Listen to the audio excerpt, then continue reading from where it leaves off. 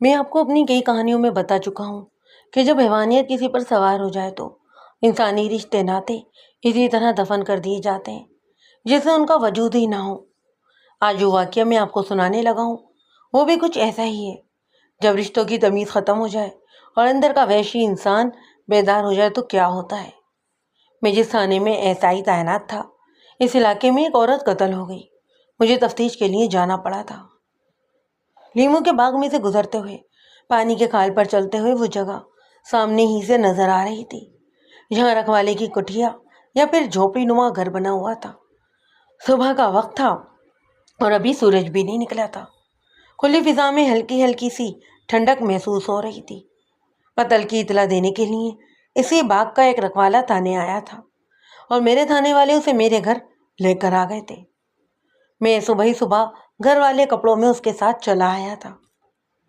جھونپڑی کے پاس آ کر کھالا بہت چوڑا ہو گیا تھا اور اس کا وہ کنارہ جس پر میں اور رکھوالا چڑھ رہے جھونپڑی کے قریب سے گزر رہا تھا۔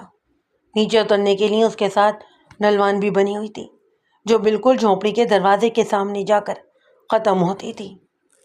میں ڈھلوان سے اتر کر دروازے کے سامنے جا کھڑا ہوا۔ لیمو کے درختوں اور پھل کی خوشبو ہر طرف ہی بکھری ہوئی تھی۔ گہرے سبز پتوں والے درخت لیمو کے پھل سے لدے ہوئے تھے۔ مختلف پرندوں کی آوازیں ماحول کو بڑا ہی خوشگوار بنا رہی تھیں، لیکن میں جس کام کے لیے یہاں آیا تھا وہ بڑا ہی ناخوشگوار تھا۔ رکھوالا میرے پاس کھڑا تھا اور مجھے باغ کی فضا میں گم دیکھ کر میرے بولنے کا انتظار کر رہا تھا۔ کوے کی کرخت آواز آئی اور میں ماحول کے سیر سے آزاد ہو گیا۔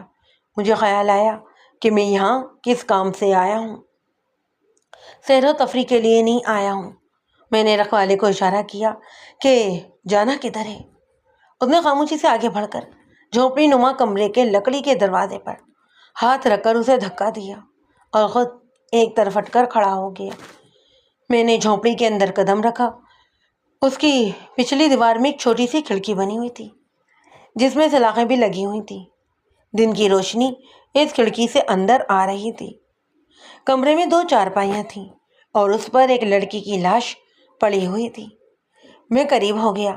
لاش کے بازو اور ٹانگیں کھلے پڑے تھے۔ نیچے بچھی ہوئی دری ٹانگوں کے نیچے کٹی ہوئی تھی۔ لگتا تھا کہ مرنے والی تڑپتی رہی تھی۔ اس نے بستر پر ایڑیاں رگڑی ہوں گی اور بازو بھی ادھر ادھر چلائے ہوں گے۔ سر کے بال خون میں لتڑے ہوئے تھے اور تکیہ خون سے بھرا ہوا تھا۔ قاتل نے اس کے سر پر کسی چیز سے لگاتار وار کیے تھے اور ایک آدھ ضرب لڑکی کے منہ پر بھی لگی ہوگی کیونکہ اس کا ایک طرف کا رخسار پھٹ گیا تھا اور منہ کا یہ حصہ خون سے سرخ ہو رہا تھا۔ سر پر لگائے جانے وار ہی بظاہر اس کی موت کا سبب بنے تھے۔ قتل رات کسی وقت ہوا تھا۔ میں نے لاش کا بازو پکڑ کر سیدھا کرنے کی کوشش کی پر وہ اکڑ چکا تھا۔ میں نے رکھوالے کو آواز دی کہ ادھر آؤ۔ کوئی نہ جواب پا کر میں نے پیچھے مڑ کر دیکھا۔ کمرے میں صرف میں تھا۔ رکھوالا شاید باہر ہی کھڑا تھا۔ میں نے دروازے پر جا کر دیکھا وہ باہر زمین پر بیٹھا ہوا تھا۔ اس نے اپنا سر دونوں ہاتھوں سے تھام رکھا تھا۔ میں نے اسے کہا کہ اٹھ کر اندر آ جاؤ۔ وہ آ تو گیا۔ میں نے اسے کہا کہ اس لاش پر کوئی کپڑا ڈال دو اور بتاؤ کہ یہ ہے کون، تم جانتے ہوگے۔ میں نے راستے میں اسے کوئی جرح نہیں کی تھی۔ اس طرح اگر کوئی خود مجرم ہو تو وہ بیان گڑھ لیتا ہے۔ یہ شرما لکڑی والے کی لڑکی ہے ساکشی۔ تم نے اس کے باپ کو اطلاع دی؟ وہ تو پہلے ہی اسے تلاش کر رہے ہوں گے کیونکہ لگتا ہے کہ رات یہ یہیں رہی ہے۔ میں شرما کے گھر نہیں گیا۔ میں رات کٹیا میں نہیں تھا، باہر تھا۔ صبح کسی وقت آیا تو یہ جو کچھ ہو چکا تھا، میں سیدھا آپ کی طرف ہی نکل آیا۔ میں نے اسے کہا کہ وہ شرما کو جا کر اطلاع کرے، میں یہیں بیٹھتا ہوں۔ وہ چلا گیا اور کوئی آدھ پون گھنٹے بعد واپس آیا۔ اس کے ساتھ ایک درمیانی عمر کا موٹا اور گنجا آدمی اور ایک عورت تھی۔ وہ بھی مرد کی طرح بھاری جسم کی تھی لیکن آدمی سے بہت کم عمر لگتی تھی۔ آدمی تو روتا ہوا آ رہا تھا لیکن عورت بالکل ہی چپ تھی۔ رکھوالا انہیں لے کر میرے پاس آ گیا۔ میں باہر کھالے کے کنارے زمین پر کانس پر بیٹھا ہوا تھا۔ میں نے انہیں ہاتھ کے اشارے سے کہا کہ وہ کمرے کے اندر جائیں۔ وہ اندر چلے گئے۔ تھوڑی ہی دیر بعد میں بھی اندر چلا گیا۔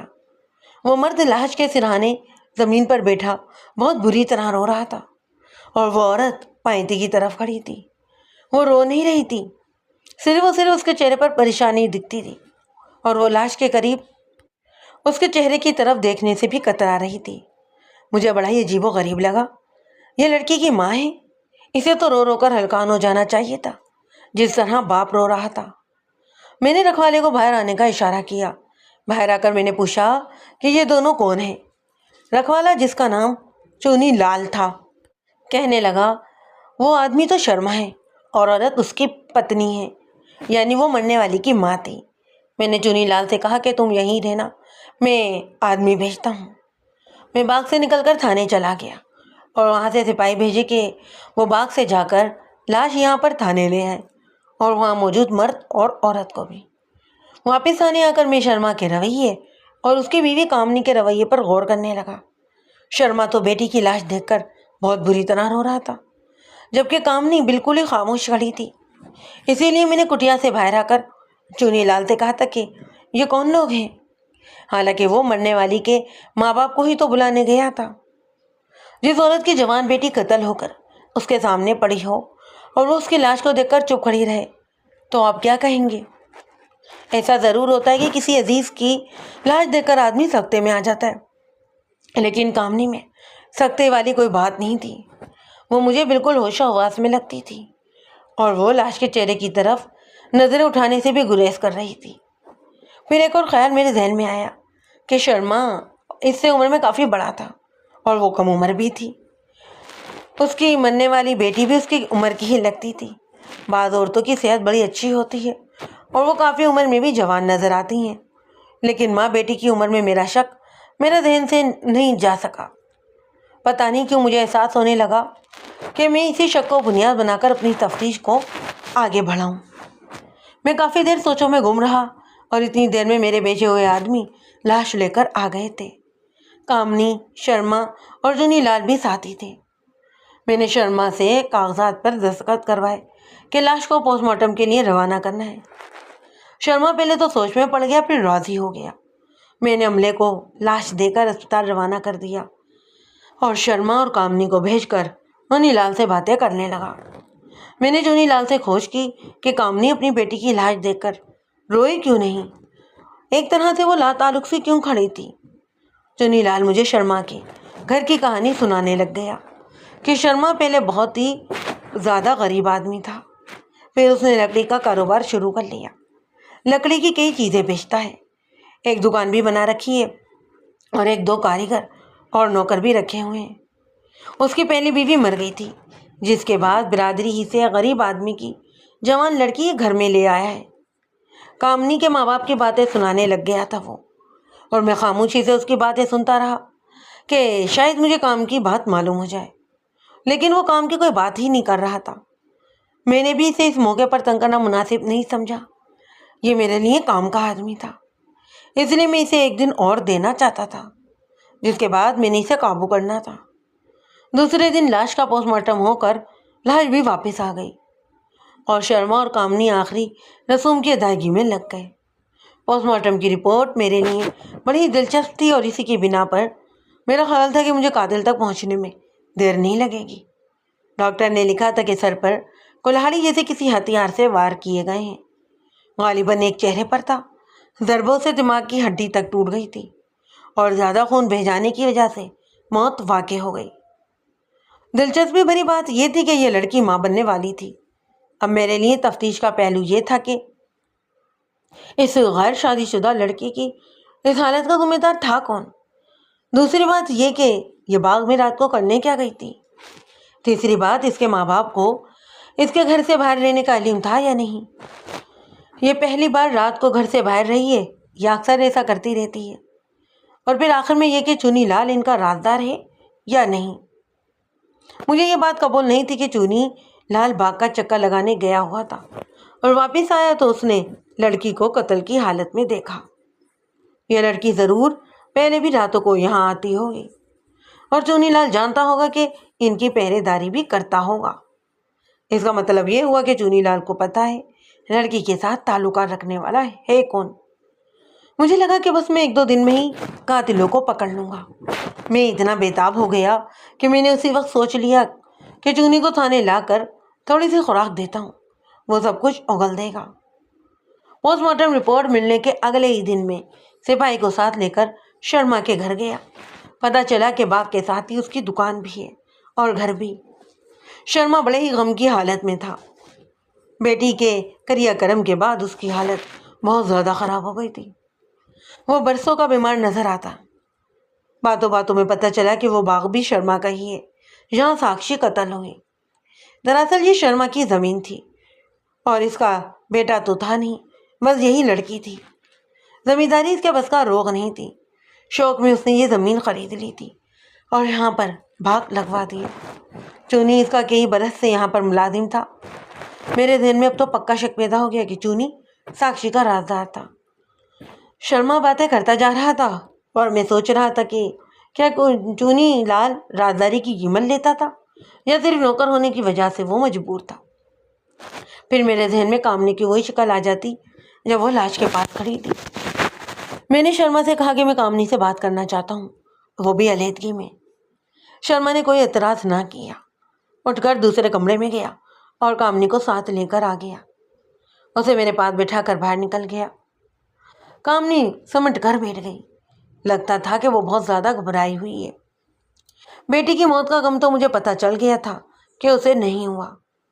میں اسے نارمل کرنے کے لیے اس سے ہمدردی بھرے الفاظ کہتا رہا۔ پھر پوچھا کہ کیا ساکشی تمہاری سگی بیٹی تھی؟ وہ چند لمحے بالکل خاموش رہی، پھر کہنے لگی نہیں، سگی بیٹی نہیں تھی، شرما کی پہلی بیوی کی اولاد تھی۔ تمہارے اس کے ساتھ تعلقات کیسے تھے؟ اچھے تھے۔ وہ اپنے باپ کے گھر رہتی تھی، باپ کی جائیداد کی وارث تھی۔ میں نے اس کا حق کبھی نہیں مارا۔ چونی لال کیسا آدمی ہے؟ تم لوگوں کا بھروسے کا ہے؟ چونی ہمارا پرانا ملازم ہے اور بھروسے والا ہے۔ بھروسے کا آدمی ہے تو اس نے کبھی ہمارا نقصان بھی نہیں کیا۔ تمہاری بیٹی کے بارے میں ایک اور چیز پوچھنی ہے۔ ہو سکتا ہے کہ تم اس چیز کا برا مناؤ، لیکن ماؤں کو بیٹیوں کے بارے میں باپوں سے بھی زیادہ علم ہوتا ہے۔ کیا اس کا کسی کے ساتھ دوستانہ تھا؟ تو میری بات سمجھ گئی ہو؟ وہ تھوڑی دیر تک تو چپ رہی، پھر کہنے لگی مجھے معلوم نہیں، اگر ہوگا بھی تو اس نے مجھے کبھی بتایا نہیں۔ ویسے بھی میں نے کوئی بات کی تو لوگ یہی کہیں گے کہ میں اس کی سگی ماں نہیں ہوں نا، اسی لیے اس پر بہتان لگا رہی ہوں۔ اس کی یہ بات سن کر مجھے اس چیز کا جواب مل گیا کہ وہ ساکشی کی لاش کے پاس چپ چپ کیوں کھڑی تھی اور رو پیٹ کیوں نہیں رہی تھی۔ گویا مرنے والی شرما کی پہلی بیوی سے تھی۔ کامنی چاہے منہ سے کچھ نہیں کہہ رہی تھی، لیکن اس کا لہجہ بتاتا تھا کہ اسے اس کی ذرا برابر بھی پرواہ نہیں کہ ساکشی ماری گئی ہے۔ وہ اس قدر مطمئن کیوں تھی؟ چاہے وہ اس کی سگی ماں نہ سہی، سوتیلی ہی سہی، لیکن ایک گھر میں رہتے ہوئے اتنی ہمدردی اور انس تو پیدا ضرور ہو جاتا ہے۔ یہاں تک اگر میرا دماغ خالی ہو گیا تھا۔ کبھی یہ خیال آتا کہ چونی لال نے خود یہ کام کیا ہے، کبھی میں یہ سوچتا کہ کامنی نے ہی اسے مروا دیا ہوگا۔ لیکن جب میڈیکل رپورٹ سامنے آئی تو پھر سوال پیدا یہ ہوا کہ وہ آدمی کون ہے جس کے ساتھ اس کے تعلقات تھے؟ کیا یہ چونی لال تو نہیں؟ چونی لال ایک حدیڑ عمر آدمی تھا، لیکن ہاتھ پیر کا اچھا تھا۔ ہو سکتا ہے کہ وہ لڑکی کو ورغلاتا رہا ہو اور پھر اس کا پاؤں بھاری ہونے پر اسے ختم کر دیا گیا ہو۔ بہرحال میرا شک چونی پر پختہ ہو گیا۔ میں نے کامنی سے پوچھا کہ تمہاری لڑکی اکثر باغ میں جاتی ہوگی اور قتل والی رات بھی وہ باہر ہی رہی ہوگی، تو ہمیں معلوم نہیں ہوا کہ وہ گھر نہیں ہے؟ اور اگر معلوم تھا تو تم نے اسے تلاش کیوں نہیں کیا کہ وہ کہاں گئی؟ کامنی کہنے لگی کہ ساکشی اکثر باغ میں جاتی تھی، لیکن اس رات اس نے ہمیں کچھ نہیں بتایا۔ اس رات میں کافی دیر تک اس کا انتظار بھی کرتی رہی کہ وہ کہاں رہ گئی ہے۔ میرا خیال تھا کہ کسی سہیلی کے گھر چلی گئی ہوگی۔ رات گہری ہونے لگی تو میں ڈر گئی اور میں نے شرما کو بتایا۔ ہم دونوں ہی اس کی سہیلیوں کے گھروں میں بھی گئے، لیکن وہ وہاں بھی نہیں تھی۔ باغ میں جانے کا تو خیال ہی نہیں آیا۔ اس نے رات کے وقت باغ میں بھلا کیا لینے جانا تھا؟ اسی لیے ہم گھر آ گئے، لیکن رات ہم سو نہیں سکے۔ لڑکی کے ساتھ پتہ نہیں ہوا کیا ہے۔ پھر صبح ہوئی تو چونی لال گھر آ گیا اور اس نے ہمیں بلا کر کہا کہ ساکشی اس کے ڈیرے پر ہے۔ رات کو چونی نے آ کر نہیں بتایا؟ نہیں جی، رات کو آ کر نہیں بتایا، ورنہ ہم پریشان کیوں ہوتے۔ کامنی کی اس بات نے مجھے ایک اور راہ دکھا دی۔ چونی لال رات بھر کہاں رہا؟ اگر وہ اس جھونپڑی میں ہی ہوتا تو ساکشی کا قتل کیسے ہو سکتا تھا؟ اور اگر اس کی موجودگی میں نہیں ہو سکتا تھا تو پھر اس کی غیر حاضری میں ہوا ہوگا۔ لیکن وہ تھا کہاں اس وقت؟ اب شک چاروں ہی طرف سے چونی لال کی طرف ہی جا رہا تھا۔ اس سے پوچھ گچھ بہت ضروری ہو گئی تھی۔ شرما کے گھر سے نکل کر میں سیدھا باغ کی طرف چل دیا۔ جھونپڑی کے باہر چارپائی بچھی ہوئی تھی، لیکن چونی لال نہیں تھا۔ میں چارپائی پر بیٹھ گیا اور اس کے آنے کا انتظار کرنے لگا۔ کچھ ہی دیر بعد مجھے اس کے کھانسنے کی آواز آئی۔ وہ جھونپڑی کے دوسری طرف کچھ کر رہا تھا۔ میں نے اسے آواز دی، وہ ادھر سے پلٹا۔ اس کے پیروں کی آواز آ رہی تھی۔ پھر کوئی آدمی میرے سامنے آ کھڑا ہوا، لیکن یہ چونی لال تو نہیں تھا، کوئی اور آدمی تھا۔ وہ بھی مجھے دیکھ کر ٹھٹکا۔ میں نے پوچھا، کون ہو تم؟ وہ کہنے لگا کہ میں باغ میں مالی ہوں، میرا نام میور ہے۔ میں نے اسے کہا کہ جاؤ چونی لال کو لے کر آؤ۔ وہ کہنے لگا کہ چونی لال تو رات کو ہی کہیں چلا گیا ہے۔ میں نے اسے بھوتیرا کوریدا کہ وہ کہاں گیا ہے، پر اسے کا کچھ پتہ نہیں تھا۔ چونی لال بھاگ گیا تھا۔ پھر میری توجہ میور کی طرف ہو گئی۔ یہ کوئی 23-24 سال کا نوجوان ہوگا، اچھی صحت کا مالک تھا۔ اگر یہ باغ میں کام کرتا تھا تو چونی لال کو چاہیے تھا کہ مجھے بتاتا کہ باغ میں کوئی اور آدمی بھی کام کرتا ہے۔ نہ ہی شرما نے اور نہ ہی کامنی نے مجھے بتایا۔ میں نے یوں ہی اس سے باتیں شروع کر دیں۔ میں نے اس سے پوچھا کہ یہ چونی لال کیسا آدمی ہے؟ پتہ نہیں یہ چونی لال سے تنگ تھا یا پھر باتونی قسم کا آدمی تھا۔ وہ تو فوراً ہی چونی لال کے خلاف شروع ہو گیا کہ بڑا ہی خراب ہے اور ایک نمبر کا بے غیرت ہے، بڑا ہی بے غیرت ہے۔ اس کے بارے میں وہ اور بھی مزید بتانے لگا کہ جس مالک کا کھاتا ہے اسی کا گھر خراب کر رہا ہے۔ اب کہ میرے کان کھڑے ہو گئے، یہ جوان واقعی کام کا نکلے گا۔ تمہارا مطلب کیا ہے؟ چونی کیا کوئی خراب کام کرتا رہا ہے یا پھر باغ سے پھل چوری کرواتا ہے؟ ہاں جی، اور بھی بہت ساری حرام زدگیاں کرتا ہے۔ مالک کی بیٹی ساکشی یہاں آتی ہے تو اسے اندر بٹھا کر کسی کو بلانے چلا جاتا ہے اور وہ اندر ملاقات کرتے ہیں تو یہ پھر باہر پہرا دیتا ہے۔ اس کی یہ بات سن کر میرا دل خوش ہو گیا۔ یہ آدمی تو بہت کچھ جانتا ہے، یہ تو میرے مطلب کا آدمی ہے۔ پتہ نہیں مجھ سے کیوں ایک دم ساری باتیں کرنے لگ گیا تھا۔ یہ چونی کے خلاف ہونے کی وجہ سے یا پھر چونی لال کا آدمی ہے اور میری اصلیت جانتے ہوئے مجھے غلط راہ پر ڈالنے کی کوشش کر رہا ہے۔ شکل سے تو بہرحال یہ مجھے اتنا چالاک نہیں لگتا تھا، پر اپنی باتوں سے سیدھا بھی نظر نہیں آتا تھا۔ لیکن کسی کے بارے میں کیا کہا جا سکتا ہے؟ تم جانتے ہو اس آدمی کو جو یہاں شرما کی لڑکی سے ملاقات کرتا تھا؟ میں نے ایک دفعہ رات کو اسے یہاں پر دیکھا تھا، لیکن اس کا نام اور پتہ نہیں پتا، اور نہ یہ پتا ہے کہ کہاں رہتا ہے، لیکن میں اسے پہچان سکتا ہوں۔ یہ میرے کام کا آدمی نکلا۔ پھر میں نے اسے بتایا کہ میں ہوں کون۔ وہ گھبرا گیا، لیکن میں نے اسے تسلی دی کہ کچھ نہیں ہوگا، میں تمہیں انعام دوں گا۔ اور میں نے اسے اپنا مخبر بنا لیا اور اسے کہا کہ جس وقت چونی لال باغ میں آئے یا اسے پتہ چلے کہ وہ کہاں ہے، وہ فوراً ہی میرے پاس آ جائے۔ میں نے اسے کہا کہ وہ ہوشیار رہے اور دیکھے کہ باغ میں کون آتا ہے اور کیا کرتا ہے۔ میں اسے ساتھ لے کر اندر جھونپڑی میں چلا گیا۔ وہاں ایک کونے میں کاٹ کباڑ پڑا ہوا تھا۔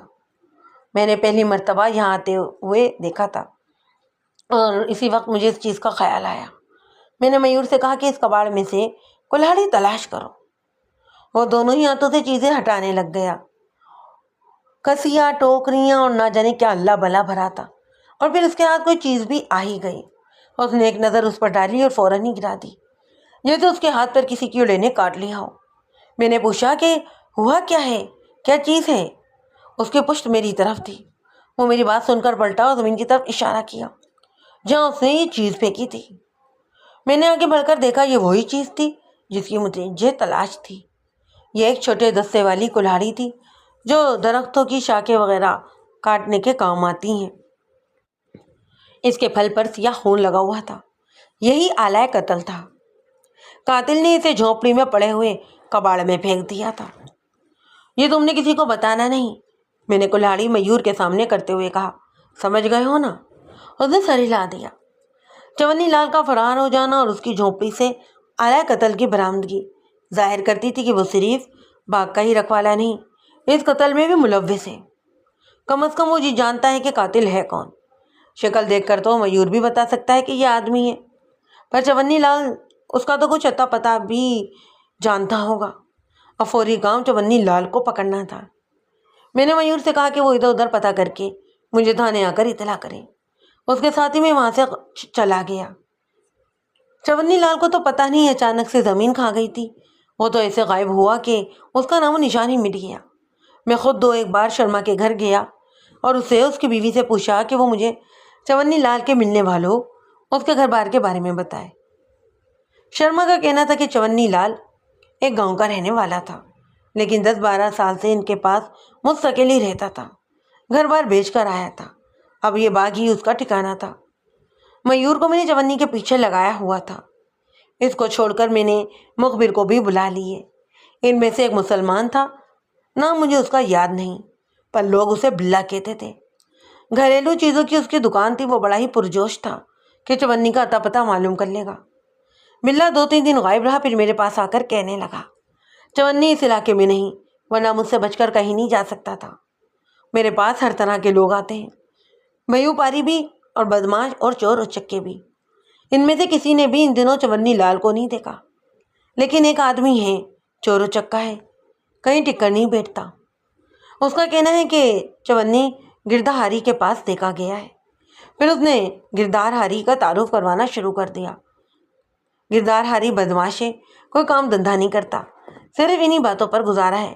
کسی جگہ ہاتھ مان لیا تو کبھی کسی سے پیسے چھین لیے، کبھی دارو بیچنے کا دھندا کر لیتا ہے۔ ایک بات اس میں یہ ہے کہ بڑا ہی مردانہ جسم ہے اور خوبصورت جوان ہے، مزاج کا عاشق ہے اور کئی عورتوں سے عشق بازی بھی کر چکا ہے۔ یہاں سے کوئی 3-4 میل دور اس کا اڈا ہے، کیوں نہ وہاں جا کر دیکھ لیں۔ ملنے نے گردہاری کا جو حلیہ بتایا وہ میرے کام کا تھا۔ ایک خوبصورت مرد، عشق و عاشقی کرنے والا، چونی لال کا یار، یہ وہی قاتل ہو سکتا ہے جس کی مجھے تلاش ہے۔ ہو سکتا ہے کہ ساکشی کے ساتھ یہی آدمی عاشقی کر رہا ہو اور چونی کے کٹیا میں دونوں ہی ملتے ہوں۔ اب چونی بھاگ گیا ہے تو ہو سکتا ہے اسی کے پاس گیا ہو۔ بلے نے مجھے یہ بڑے ہی کام کی بات بتائی تھی۔ میں نے اسی وقت گردہاری یار کے اڈے پر جانے کا فیصلہ کیا ہے۔ تھانے سے 2 آدمی ساتھ لیے اور ہم بلے کے ساتھ نکل گئے۔ بلے کو میں نے ایک سپاہی کے ساتھ گھوڑے پر سوار کروا دیا۔ بغیر وردی کے ہمیں کون شناخت کرتا؟ سر ہم نے کپڑوں سے ڈھانپ لیے اور روانگی بھی شام کے اندھیرے میں ہی کی تھی۔ رات گئے تک ہم گردہاری ہار کے اڈے کی طرف سفر کرتے رہے۔ بلے کو راستہ معلوم تھا، اس لیے کسی بھی جگہ رکے بغیر ہم لوگ چلتے رہے۔ ایک جگہ اچانک ہی زمین اونچی ہونا شروع ہو گئی۔ اوپر دیکھنے سے ایسا لگتا کہ ہمارے سامنے کسی نہر ہے یا دریا کا اونچا کنارہ ہے، جبکہ اس علاقے میں نہر تھی اور نہ ہی دریا۔ میں نے بلے سے پوچھا کہ یہ کیا چیز ہے، تو اس نے بتایا کہ یہ قدرتی ٹیلہ سا ہے جو پتہ نہیں کب سے یہاں ہے۔ اس سے اوپر بہت پرانی عمارت کا ڈھانچہ سا ہے جو خانقاہ سی لگتی ہے۔ اندر قبر وغیرہ تو نظر نہیں آتی، صرف ایک نشان سا ہے۔ یہ عمارت ویرانی رہتی ہے، کبھی کوئی مسافر راستے میں یہاں پر ٹھہر جاتا ہوگا۔ اور ایک پرانا کنواں بھی ہے۔ گردہاری اور اس کے ساتھیوں نے یہاں پر اڈا بنا لیا ہے اور وہ اسی کنویں کا پانی پیتے ہیں۔ باتیں کرتے کرتے ہم نے اپنے گھوڑے اونچائی کی طرف ڈال دیے۔ اندھیرے میں اتنا نظر آ رہا تھا کہ آس پاس جھاڑیاں سی ہیں۔ اوپر پہنچے تو دور تک کھلی جگہ تھی جس میں وہ عمارت کھڑی تھی۔ ہم اس کی عمارت کی طرف بڑھ گئے۔ ذرا قریب پہنچ کر دیکھا کہ عمارت کے کونے سے ہلکی سی زرد سی روشنی بھی آ رہی ہے۔ بلا کہنے لگا کہ شاید گردہاری یا اس کے آدمیوں نے لالٹین جلائی ہوئی ہے۔ اس کا مطلب ہے کہ وہ ابھی سوئے نہیں، جاگ رہے ہیں۔ میں نے گھوڑا روک لیا اور نیچے آ کر کہا کہ دوسرے لوگ بھی گھوڑوں سے نیچے اتر آئے۔ وہ لوگ نیچے آ گئے۔ گھوڑے ستائے ہوئے تھے، ہم نے انہیں چھوڑ کر جاتے تو بھی انہوں نے وہیں کھڑے رہنا تھا۔ البتہ جانور کو تو آواز نکالنے سے نہیں روکا جا سکتا۔ ایک گھوڑا ہی نہانے لگ گیا۔ یہ اچھا نہیں ہوا تھا، کیونکہ عمارت میں جو بھی لوگ تھے وہ اس آواز کے بعد لازمی طور پر ہوشیار ہو جاتے، اور ایسا ہی ہوا، کیونکہ جس جگہ سے روشنی آ رہی تھی وہ اندھیرے میں ڈوب گئی۔ شاید کسی نے بتی گل کر دی تھی۔ اس کا مطلب تھا کہ وہ لوگ ہوشیار ہیں اور یہاں سے بھاگ بھی سکتے ہیں۔ بلا تو شاید اس جگہ سے واقف تھا، لیکن میں اور میرے سپاہی بالکل ہی نا واقف تھے۔ گردھاری اور اس کے ساتھی ادھر چھپ سکتے تھے اور ہم انہیں تلاش بھی نہیں کر سکتے تھے۔ یہ سلاؤ مچلے کا وقت بھی نہیں تھا، اس لیے میں نے بتی بجھتے ہی اس عمارت کی طرف دوڑ لگا دی۔ سپاہی اور بلا بھی میرے پیچھے ہی بھاگے۔ بلا سپاہیوں سے آگے نکل آیا اور میرے ساتھ دوڑتے ہوئے کہنے لگا کہ ادھر آ جائیں، اور پھر اس نے اپنا رخ بدل لیا۔ وہ اس طرف بھاگ رہا تھا جس طرف سے روشنی آ رہی تھی اور اب گل ہو گئی تھی۔ چند ہی منٹوں میں ہم عمارت کے اندر پاؤں رکھ چکے تھے۔ یہ ایک کمرہ تھا جس میں سب سے پہلے میں داخل ہوا۔ اندر مکمل خاموشی تھی، اتنی خاموشی کہ سائیں سائیں ہو رہی تھی۔ کسی بھی طرف سے کوئی بھی ایک پتے کی بھی آواز نہیں آ رہی تھی۔ اندر جو کوئی بھی تھے بڑی خاموشی سے کھسک گئے تھے۔ سخت اندھیرے میں ہمیں کچھ نظر بھی نہیں آ رہا تھا۔ سپاہی بھی نہیں آئے تھے، غلطی سے کسی اور طرف نکل گئے تھے۔ میں نے جیب سے ٹارچ نکالی اور اس کا رخ سامنے کی طرف کر کے بٹن دبا دیا۔ روشنی کی دھار سامنے دیوار پر پڑی۔ کمرے میں ادھر ادھر روشنی گھمانے پر بھی کوئی چیز نظر نہ آئی، صرف فرش پر ایک میلی سی دریاں اور صفیں بچھی ہوئی تھیں۔ پانی کا مٹکا اور مٹی کے پیالے بھی نظر آ رہے تھے۔ چادر پر ڈھیر کی شکر میں پڑی تھی اور ایک طرف جوتیاں تھیں۔ جو بھی آدمی یہاں تھا شاید بڑی جلدی میں ننگے پیر ہی یہاں سے نکل گیا تھا۔ کمرے کے اندر سے راستہ دوسرے کمرے یا پھر باہر کی طرف جا رہا تھا۔ بلا اسی طرف لپکا، میں بھی اسی کے پیچھے تھا۔ یہ بھی ایک کمرہ تھا لیکن خالی فرش کچا تھا۔ اس میں سے ایک اور راستہ نکل رہا تھا۔ ہم ادھر نکل آئے۔ یہ بھی ایک کمرہ ہی تھا لیکن ان دونوں سے بڑا۔ یہاں پر اصل ویرانی تھی۔ فرش کچا ہی تھا جس میں کمرے کے کونوں میں جنگلی پودے اگے ہوئے تھے۔ میں نے روشنی چھت کی طرف کی، چمگادڑیں اڑ رہی تھیں، کچھ چھت کی کڑیوں کے ساتھ الٹی لٹکی ہوئی تھیں۔ فرش پر ان کی پیٹھوں کے انبار لگے ہوئے تھے اور سختی بدبو پھیلی ہوئی تھی۔ روشنی پڑتے ہی پتنگے بھی ہوا میں اڑنے لگے۔ چمگادڑوں کی چڑچڑ کی آواز، بدبو، ویرانی، عجیب ہی وحشت ناک ماحول تھا۔ یہاں آنا بالکل فضول تھا۔ کمرے کی ایک طرف کی دیوار بھی ٹوٹی ہوئی تھی۔ چھت سے نیچے تک ایک خلاصہ بن گیا تھا جس میں سے ایک آدمی باہر نکل سکتا تھا۔ میں اسی طرف لپکا اور باہر نکل آیا۔ بلا بھی میرے پیچھے ہی تھا۔ میں نے ٹارچ بجھا دی۔ اب ہماری آنکھیں اندھیرے میں تھوڑا تھوڑا دیکھنے کے قابل ہو گئی تھیں۔ ہم عمارت کے نکڑ کی طرف بھاگے۔ سپاہی پتہ نہیں جا کہاں مرے تھے۔ دیوار کے ساتھ بھاگتے ہوئے ہم نکڑ تک چلے آئے۔ یہاں آگ کی بے شمار جھاڑیاں اگی ہوئی تھیں۔ وہ دونوں سپاہی یہاں تھے اور ادھر ادھر دوڑ رہے تھے۔ میں نے ایک دو بار ٹارچ جلائی بجھائی، انہوں نے اشارہ دیکھ لیا اور ہماری طرف آ گئے۔ ان میں سے ایک کہنے لگا کہ دو آدمی اس طرف بھاگیں۔ وہ بازو لمبا کر کے عمارت کی طرف الٹا کر کے اشارہ کر رہا تھا۔ ہم اسی طرف بھاگ پڑے۔ عمارت سے کوئی 100 گز دور جا کر عجیب طرح کی سخت کانٹے دار جھاڑیاں تھیں۔ یہاں ایک آدمی زمین پر بیٹھا ہوا تھا۔ میں نے اس کے قریب جا کر اس کی قمیض پیچھے سے پکڑ لی اور اسے کھڑا کر دیا۔ میں نے جھٹکا دے کر اس کا منہ اپنی طرف کیا۔ یہ چونی لال تھا۔ اس نے اپنی ایک ٹانگ زمین سے اٹھا رکھی تھی اور منہ سے سی سی کی آواز نکل رہی تھی۔ اس کے پاؤں ننگے تھے اور شاید ایک پاؤں میں کانٹے چھپ گئے تھے جس کی وجہ سے وہ بھاگ نہیں سکا۔ پہلے کمرے میں ہم نے کسی کی جوتیاں دیکھی تھیں، وہ اسی کی ہوں گی۔ ہم نے پوچھا کہ گردھاری یار کہاں ہے؟ کہنے لگا کہ بھاگ گیا ہے۔ چونی لال کو تھانے میں لا کر میں نے بند کر دیا اور اسے پوچھ گچھ شروع کر دی۔ وہ کہنے لگا کہ اس قتل سے کوئی تعلق ہی نہیں، وہ تو صرف بھاگ کا رکھوالا ہے۔ اسے نہیں پتا کہ بلا مجھے اس کے اور گردھاری کے تعلق کے بارے میں کیا کچھ بتا چکا ہے۔ میں نے اس سے پوچھا کہ تم یہاں سے بھاگے کیوں تھے اور گردھاری ہار کے پاس کیوں گئے؟ اس نے جو جواب دیا وہ بڑا ہی سوچ سمجھ کر دیا تھا اور کسی کو بھی یہ جواب قبول کرنے میں کوئی اعتراض نہیں ہو سکتا تھا۔ کہنے لگا کہ قتل اس کی کوٹری میں ہوا ہے، اس لیے اسے ڈر تھا کہ اسے پکڑ نہ لیا جائے، اس لیے وہ بھاگ کھڑا ہوا اور گردھاری کے ڈیرے پر اس لیے آ گیا تھا کہ گردھاری ہار اس کا دوست ہے جو اسے بھی چھپا بھی سکتا ہے اور اس کے پاس جگہ بھی ہے۔ لیکن میں تو اس جواب سے مطمئن ہونے والا نہیں تھا۔ میں نے اسے کہا کہ قتل تم نے کیا ہے تو تم مان جاؤ کہ تم نے ہی ساکشی سے تعلقات بنائے تھے اور پھر راز کھل جانے کے خوف سے اسے قتل کر دیا اور پھر بھاگ کر گردھاری کے پاس آ گئے۔ میں اس کے منہ سے گلوانا چاہتا تھا کہ اصل آدمی ہے کون، اسی لیے میں نے اسے ڈرانے کے لیے یہ بات کہی۔ میری بات سن کر وہ گڑبڑا گیا اور کوئی بھی جواب دینے کی بجائے اپنا سر جھکا لیا۔ میں نے اسے کہا کہ تم سوچ کر میری بات کا جواب دو کہ ایسا ہے یا نہیں۔ اس کے بعد میں نے اسے پھر بند کر دیا۔ دفتر میں آ کر میں نے بلے کو بھیج دیا کہ وہ گردھاری یار کا کھوج لگائے۔ اپنی اس کامیابی پر مخبری بلہ بہت زیادہ خوش تھا۔ وہ اچھا کہہ کر چلا گیا۔ حوالات میں چونی لال بہت ہی گھبرایا ہوا تھا۔ چونی کی گرفتاری کی خبر سن کر شرما اور کامنی کا رد عمل ہوگا یہ دیکھنے کے لیے میں ان کے گھر چلا گیا۔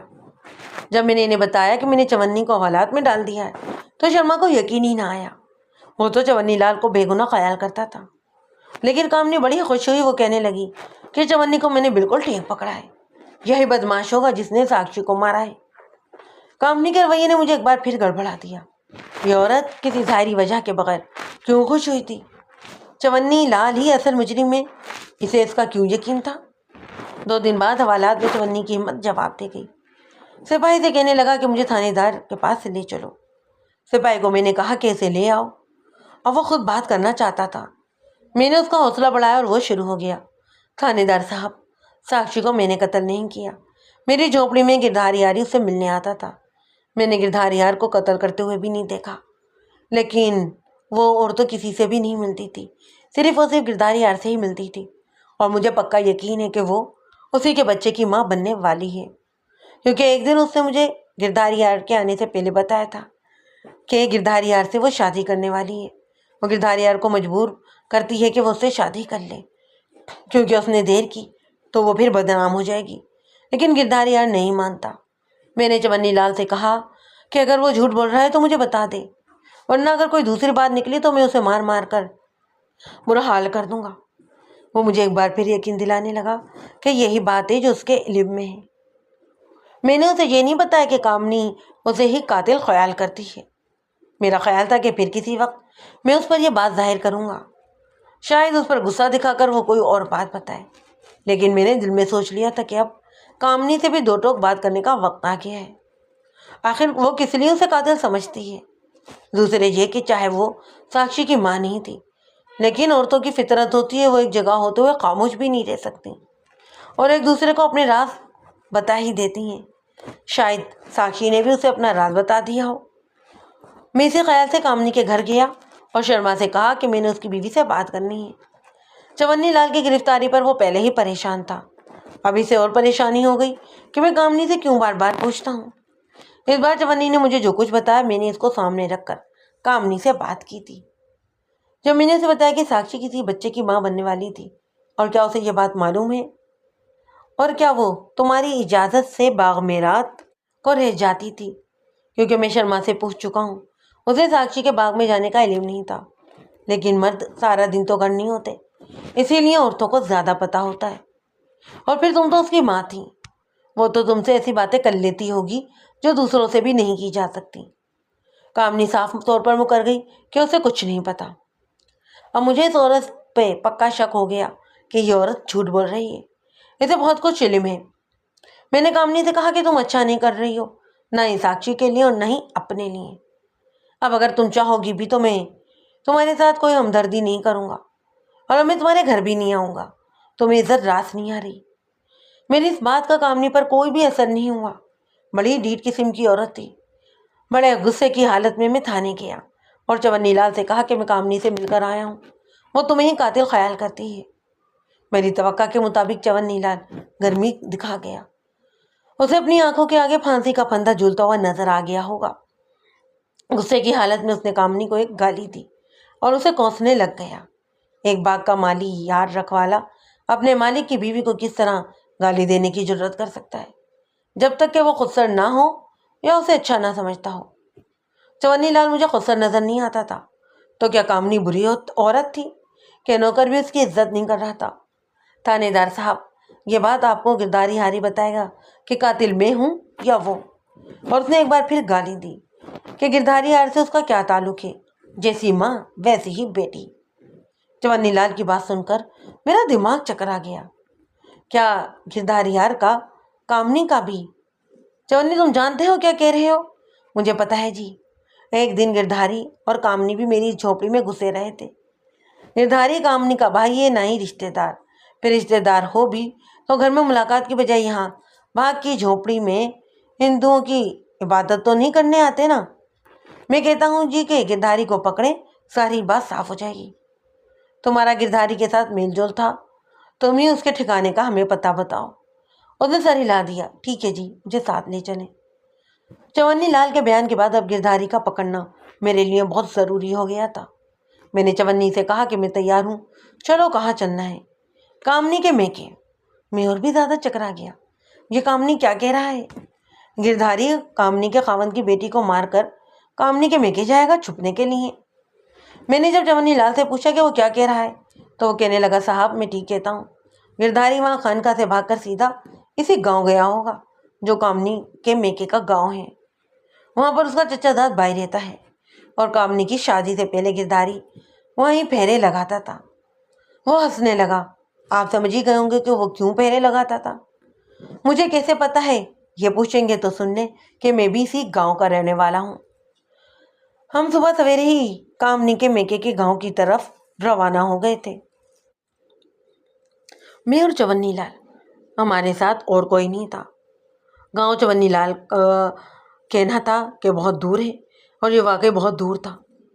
دوپہر سے ذرا پہلے ہم ایک ایسی جگہ آ گئے جہاں تحد نظر تک خالی میدان تھا، بھوری زمین، دھوپ میں چمکتی ہوئی پت جھڑ کا موسم، درخت کے ٹہنیاں بھی ننگے تھے دھوپ میں چمکتے ہوئے۔ کسی کسی جگہ درختوں پر پتے بھی نظر آتے تھے پر زرد زرد۔ راستے میں ایک دو جگہ نالے پڑے، ان میں زیادہ پانی بھی نہیں تھا اور ہمارے گھوڑے بڑی آسانی سے نکل گئے۔ دن ڈھل رہا تھا، دور ایک گاؤں کے آثار نظر آنے لگے۔ بڑا ہی دل فریب منظر تھا۔ غروب ہوتے ہوئے سورج کی روشنی میں گھروں سے اڑتا ہوا دھواں بھی نظر آ رہا تھا۔ گاؤں سے باہر پہنچ کر ہم رک گئے۔ یہ ایک بہت بڑا چھپڑ تھا جس کے کنارے پیپر کے درخت کے اگے ہوئے تھے۔ ان درختوں پر پرندوں کے جھنڈ بیٹھے تھے۔ ان کی آوازوں سے ارد گرد کی اور کوئی آواز ہی نہیں آ رہی تھی۔ ہمیں بڑی ہی سخت بھوک لگی ہوئی تھی۔ میں نے چونی لال سے کہا کہ اب کیا خیال ہے، کہاں جانا ہے؟ کہنے لگا کہ آپ یہاں تھوڑی دیر انتظار کریں، میں آتا ہوں۔ وہ ایک طرف چل پڑا، میں رک گیا۔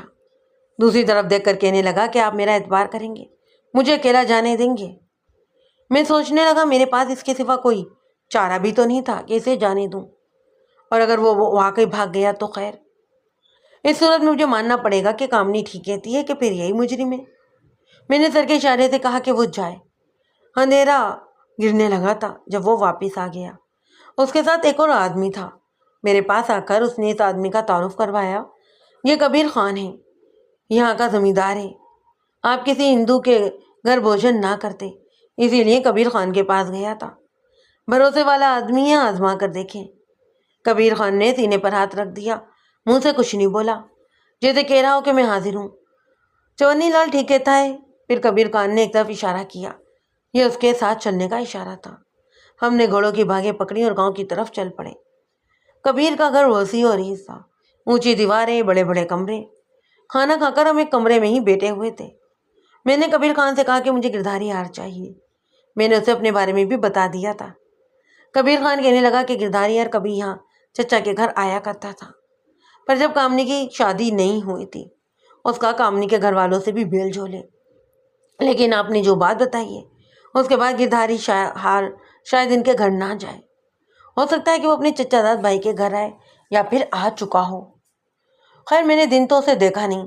گردھاری کے اس بھائی کا گھر گاؤں کے پرلی طرف ہے، اسی طرف جدھر سے میں آپ کو لے کر آیا ہوں، اور اسی چھپڑ والے حصے کی طرف۔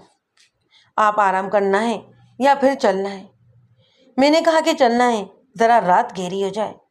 میں تھوڑی دیر آرام کرنے کے لیے لیٹ گیا۔ میں آرام بھی کرتا رہا اور مجھے رات گہری ہونے کا بھی انتظار تھا۔ کبیر خان اور چونی لال بھی اسی کمرے میں چارپائیوں پر لیٹے ہوئے تھے۔ گھر میں سناٹا تھا، شاید کبیر کے گھر والے سو چکے تھے۔ آدھی رات کے قریب میں چارپائی سے اٹھ گیا۔ کبیر خان نیند سے اونگ رہا تھا۔ میں نے اس کے کندھے پر تھپکی دی، وہ بھی فوراً کھڑا ہو گیا۔ چونی لال بھی آنکھیں ملتا ہوا اٹھ بیٹھا۔ میں نے اشارہ کیا کہ چلو۔ کبیر نے ہاتھ میں لاٹھی پکڑی اور ہمارے آگے آگے چل پڑا۔ ہم گھر سے باہر نکلے اور کبیر خان نے باہر کے دروازے کی کنڈی باہر سے لگائی اور ہمارا رخ گردھاری کے چچا زاد کے گھر کی طرف ہو گیا تھا۔ ہم ایک سے دوسری گلی میں جا نکلے۔ گلیوں میں سناٹا تھا، لوگ اپنے اپنے گھروں میں بند ہو گئے تھے۔ مجھے خود ڈر تھا کہ کتوں کا کہ کہیں وہ بھونک بھونک کر ہمارا کام ہی خراب نہ کر دیں، لیکن خیر گزری ابھی تک کوئی کتا نظر نہیں آیا تھا۔ کبیر خان تیز تیز قدموں سے ہمارے آگے آگے چل رہا تھا۔ اب ہم چھپڑ کے پاس آ چکے تھے۔ اس کے ایک طرف مکان بنے ہوئے تھے۔ کبیر نے اشارے سے مجھے بتایا کہ وہ سامنے والے گھر جانا ہے۔ یہ مکان بھی دوسرے مکانوں جیسا ہی تھا، باہر اونچی اونچی کچی سی دیواریں۔ اب ہم گھر کے دروازے کے باہر کھڑے تھے۔ اچانک ہی چوکیدار کی آواز نے رات کے سناٹے کو توڑ دیا۔ اگر وہ ہمیں دیکھ لیتا تو وہ شور مچا سکتا تھا، اور اگر نہ بھی مچاتا تو وہ ہمارے پاس آ جاتا تو کبیر خان اسے کیا کہتا؟ وہ چوکیدار کی نظر میں مشکوک ہو جاتا، اور پھر میں کیسے بتاتا کہ میں ہوں کون؟ میں اسے سمجھا دیتا کہ وہ منہ بند رکھے، لیکن ایسی بات نکل ہی جاتی ہے۔ اور اگر گردھاری کے چچا زاد بھائی کو معلوم ہو جاتا کہ پولیس اس کے گھر کے چکر لگا رہی ہے تو وہ گردھاری کو خبردار کر دیتا، اور پھر گردھاری نے ادھر کا رخ نہیں کرنا تھا۔ اس لیے چوکیدار کے سامنے نہ ہی آنا اچھا تھا۔ چوکیدار لاٹھی ٹیکتا ہوا ادھر ہی آ رہا تھا۔ اس کی لالٹین ہمیں نظر تو آ رہی تھی، لیکن اس کی روشنی اتنی تیز نہیں ہوئی تھی کہ وہ ہمیں دیکھ لیتا۔ میں چھپنے کی جگہ سوچنے لگا۔ ایک ہی حل نظر آ رہا تھا کہ سامنے جو گلی نظر آ رہی تھی اس میں ہم چلے جائیں اور چوکیدار کے گزرنے کے بعد پھر آئے۔ میں نے کبیر خان سے کہا کہ ادھر سے نکلو، اور پھر میں بڑی تیزی سے اس گلی کی طرف لپکا۔ ہم تینوں ہی اس گلی میں آ کر ایک مکان کی دیوار کے ساتھ پشت لگا کر کھڑے ہو گئے۔ تھوڑی دیر بعد چوکیدار وہاں سے گزر گیا۔ اب دوسرا بھی آ سکتا تھا۔ میں نے کبیر خان سے پوچھا کہ یہ چوکیدار ہے یا پھر دوسرا بھی ہے؟ کہنے لگا کہ دو آدمی ہیں، ایک گاؤں کے ایک طرف سے چکر لگاتا ہے تو دوسرا دوسری طرف سے۔ چھپڑ پر آ کر یہ دونوں مل جاتے ہیں اور پھر ان کا واپسی کا چکر شروع ہوتا ہے۔ چھپڑ قریبی تھا، اس لیے دوسرا بھی آنے ہی والا تھا۔ میں نے انہیں کہا کہ تھوڑی دیر انتظار کر لیتے ہیں، اور پھر ہمارے دیکھتے ہی دیکھتے ایک ہی جگہ دو لالٹیں نظر آنے لگیں، اور پھر کچھ ہی لمحے بعد دونوں لالٹینیں مختلف سمتوں میں چل پڑیں۔ اب ہم دیوار سے ہٹ کر واپس اسی مکان کی طرف آ گئے جس کے اندر ہمیں جانا تھا۔ چوکیداروں کے نئے چکر سے پہلے ہمیں اندر ہو جانا چاہیے تھا۔ دیوار میرے ہاتھوں کی پہنچ سے بہت دور باہر تھی۔ میں نے کبیر خان کو گھوڑی بنایا اور اس کی کمر پر چڑھ کر ہاتھ اوپر رکھے اور دیوار پر دونوں ٹانگیں کر کے بیٹھ گیا۔ میں نے ہاتھ پکڑ کر دونوں کو اوپر کھینچا۔ اب ہم تینوں دیوار سے باری باری اندر کو کود گئے۔ ہمارے سامنے بہت کھلا قسم کا صحن تھا۔ ایک طرف بالکل ہمارے قریبی بھینسیں بندھی ہوئی تھیں، ان کے پاس بہت بڑی کھرلی نظر آ رہی تھی۔ اس سے آگے تھوڑا ایک کمرہ تھا جس کے پاس ایک گھوڑا نظر آ رہا تھا۔ یہ جانور بیٹھے ہوئے تھے۔ بھینسوں کا تو ڈر نہیں تھا، لیکن گھوڑا بہت ہی ہوشیار جانور ہوتا ہے، پیروں کی آواز پر بھی ہنی نہ آ سکتا تھا۔ ہم دبے قدموں آگے بڑھے اور کھرلی کے پیچھے جا کر بیٹھ گئے۔ ہمارے پیروں کی دبی دبی آواز سے بھی لیٹے ہوئے گھوڑے نے یک دبی گردن اٹھا دی۔ پہلے اس کی دم زمین پر مارنے کی آواز آئی اور پھر وہ ہنہنانے لگا۔ اس کی آواز نکلنے کے تھوڑی دیر بعد کوئی اندر سے کھنگارا، اور پھر چونکی آواز کے ساتھ سامنے والا لکڑی کا دروازہ کھلا۔ اس میں سے ایک آدمی کھانستا ہوا باہر نکلا۔ اس کے باہر قدم رکھتے ہی میں تیزی سے اٹھا اور 2 چھلانگوں میں اس کے پاس تھا۔ میرے منہ سے لگتے ہی وہ ڈگمگا گیا۔ میں نے سنبھل کر ایک طرف بھاگنا چاہا، لیکن میری ٹانگ اس کے کمر پر پڑی اور منہ کے بل وہ سامنے کی طرف گرا۔ اس کی ہتھیلیاں زمین پر لگی ہوئی تھیں۔ میں نے اسے اٹھنے ہی نہیں دیا۔ پھر میں نے اس کی گردن پکڑ لی۔ کبیر خان اور چونی لال بھی تھے۔ میں نے چونی لال کو آواز دی کہ آؤ میرے پاس۔ میں نہیں چاہتا تھا کہ کبیر خان اس کے سامنے آئے۔ اس نے اسی گاؤں میں رہنا تھا اور اس کی دشمنی پڑ سکتی تھی۔ وہ شاید میری بات سمجھ گیا ہوگا کیونکہ میری آواز پر چونی لال ہی باہر آیا۔ میں نے جیب سے ٹارچ نکالی اور اس آدمی کے چہرے پر ڈالی۔ چونی سے پوچھا کہ کیا یہ گردھاری ہے؟ کہنے لگا نہیں، یہ اس کا بھائی ہے۔ اس کے کمر میں میری لات اتنی زور کی لگی تھی کہ وہ اٹھنے کے قابل ہی نہیں تھا۔ کافی دیر وہ وہیں اوندھے منہ لیٹا رہا۔ ہم اس کے پاس کھڑے رہے، پھر وہ بڑی آہستگی سے اٹھا اور سر جھکا کر کھڑا ہو گیا۔ میں نے اس کا بازو پکڑا اور کمرے کی طرف چلنے کے لیے کہا۔ وہ چپ چاپ آگے لگ گیا۔ کمرے میں داخل ہوئے تو اندھیرا تھا۔ میں نے ٹارچ سے روشنی کی تو گردھاری کے بھائی نے کونے میں پڑی ہوئی لالٹین اٹھا کر جلائی۔ ہم چارپائی پر بیٹھ گئے۔ میں نے چونی لال کو کہا کہ وہ باہر جا کر کبیر خان سے کہے کہ گھر چلے جائے، ہم آ جائیں گے۔ چونی پیغام دے کر واپس آ گیا۔ گردھاری کے چچا زاد بھائی کا نام بالک رام تھا۔ میں نے اسے پوچھا کہ گردھاری کہاں ہے؟ ان دنوں اس کے پاس آیا ہی یا نہیں؟ مالک رام نے انکار کر دیا، کہنے لگا کہ گدھاری یہاں نہیں آیا، وہ کوئی 1 مہینہ پہلے یہاں آیا تھا، اس کے بعد سے یہاں نہیں آیا۔ میں نے چونی سے کہا کہ وہ باہر دروازے میں بیٹھ کر دھیان رکھے۔ چونی باہر گیا تو میں نے بالغ سے کہا کہ گردھاری کا کامنی سے کوئی چکر تو نہیں تھا؟ اس نے تصدیق کی کہ ایسا ہی تھا۔ اس کا کہنا تھا کہ جب کامنی کی شادی نہیں ہوئی تھی تو گردھاری میرے پاس آتا تھا تو اس کا کامنی سے چکر چل رہا تھا، وہ کامنی سے شادی کرنا چاہتا تھا، لیکن کامنی کے ماں باپ شاید گردھاری کو رشتہ نہ دیتے کیونکہ وہ کرتا کرواتا کچھ تھا ہی نہیں، بس ادھر ادھر ہاتھ مار لیتا ہے۔ کامنی کو بھی اس چیز کا پتہ تھا، لیکن وہ اسے ہر حال میں قبول کرنے پر تیار تھی، لیکن اپنے ماں باپ کے سامنے بے بس تھی۔ انہی دنوں اس کے لیے شرما کا رشتہ آیا اور کامنی کی شرما سے شادی کر دی گئی۔ شادی سے پہلے گردھاری اور کامنا کے تعلقات میاں بیوی جیسے رہ چکے تھے، اور گردھاری نے تو مجھے سب کچھ بتا دیا تھا کہ وہ کہاں کہاں کدھر کدھر چوری چھپے ملتے ہیں۔ جب کامنی یہاں سے رخصت ہو کر گئی تو گردھاری نے بھی یہاں آنا جانا بہت کم کر دیا۔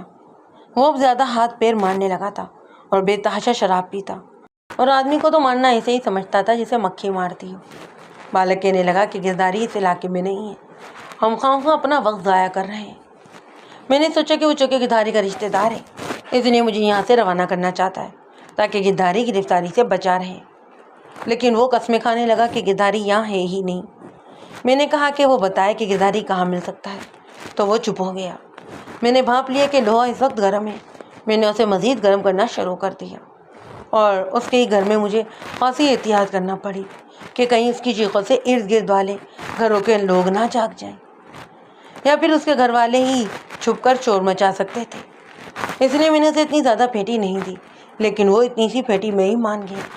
کہنے لگا کہ اسے گردھاری کا پیغام ملا ہے کہ وہ بہت مشکل میں ہے اور میں اس کے چھپنے کی جگہ کا کوئی انتظام کروں۔ میں آج صبح اسی کام کے لیے ادھر ادھر جانے والا تھا کہ تم لوگ یہاں میرے گھر آ گئے ہو۔ لگتا ہے تم لوگ ہی اس کے پیچھے لگے ہوئے ہو اور وہ تم سے ہی چھپتا پھر رہا ہے۔ کیا اس نے تمہیں بتایا نہیں کہ وہ کیوں چھپتا پھر رہا ہے؟ نہیں، یہ تو اس نے نہیں بتایا، لیکن مجھے اندازہ ہے کہ وہ جس طرح کے کام کرتا ہے اسے چھپنے کی ضرورت آ گئی ہوگی۔ وہ پھر بتانے لگا کہ اس کے پاس جو آدمی پیغام لے کر آیا ہے اس کا کہنا ہے کہ گردھاری کے لیے جب تک چھپنے کا کوئی انتظام نہیں ہو جاتا وہ چونی کے باغ میں ہوگا۔ بالک رام کی یہ بات سن کر میرا وہاں ٹھہرنا مشکل ہو گیا۔ ہم یہاں پر جھک مار رہے تھے اور وہ گردھاری چونی لال کے باغ میں چھپا ہوا تھا۔ میں فوراً ہی وہاں سے واپسی کے نکلنے کا سوچا۔ اب مشکل یہ تھی کہ بالک رام کا کیا کروں؟ اگر اسے چھوڑ کر چلا جاؤں تو یہ تو ہم سے پہلے ہی گردھاری کو خبردار کر دے گا۔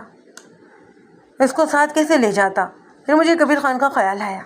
میں نے چونی لال کو کہا کہ وہ فوراً اسے کمرے میں لے کر آئے اور اسے کہے کہ وہ بالک کے گھر کے دروازے پر ٹھہر جائے اور اندر نہ آئے۔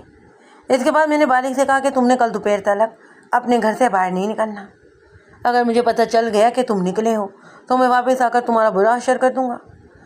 کچھ ہی دیر بعد چونی کبیر خان کو لے آیا۔ اس نے مجھے اندر آ کر بتایا کہ میں نے باہر جا کر اسے کہا ہے کہ تم بالک رام پر نظر رکھنا کہ یہ کل دوپہر تک گھر سے باہر نہ جائے۔ اگر نکلے تو اس کا پیچھا کرنا اور اسے ہمارے پیچھے تک نہ آنے دینا۔ ہم واپس جا رہے ہیں۔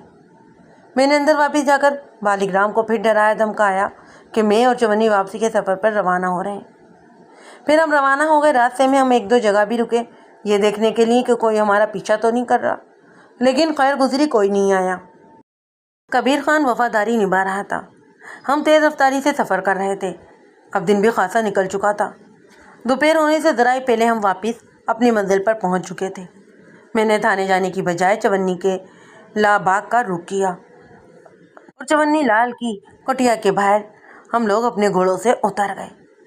چونی لال اور میں کوٹری کے اندر چلے گئے۔ میری توقع کے مطابق کوٹری خالی تھی۔ گردھاری یہاں نہیں آیا تھا، اس نے یہاں ہونا بھی نہیں تھا، وہ یہاں نہیں چھپا ہوگا۔ میں نے چونی لال سے کہا کہ وہ اس باغ میں کہاں ہو سکتا ہے؟ چونی لال کہنے لگا کہ جب یہ باغ نہیں تھا تو یہ خالی جگہ تھی، یہاں فصل بوئی جاتی تھی۔ اس زمین کے سابقہ مالک نے یہاں ایک کوٹا بنا رکھا تھا، یہ اب بھی ایک کونے میں موجود ہے۔ میں نے اسے کہا کہ چلو اسی طرف چلتے ہیں۔ ظاہر ہے کہ گردھاری اگر یہاں تھا تو اسی کوٹے میں ہوگا۔ لیموں کے درختوں کے پیچھے تو وہ چھپ نہیں سکتا تھا۔ کوٹری سے باہر نکل کر ہم نے گھوڑے کوٹری کے اندر کیے اور دروازہ باہر سے بند کر کے اس طرف روانہ ہو گئے جس طرف وہ کوٹھا تھا۔ باغ خاصا وسیع و عریض تھا۔ کافی دور جا کر مجھے پانی ذخیرہ کرنے کے لیے بنایا گیا تالاب بھی نظر آنے لگا۔ اس کے ایک طرف کانوں کے اونچے اونچے جھاڑ بھی نظر آ رہے تھے اور ان کے ساتھ ہی بالکل وہ کوٹھا بھی نظر آ رہا تھا۔ میں نے چونی لال کو آگے کیا اور خود اس کے پیچھے چل پڑا۔ کوٹھا بالکل سامنے آ گیا۔ ہم درختوں کی آڑ لے کر چلنے لگے۔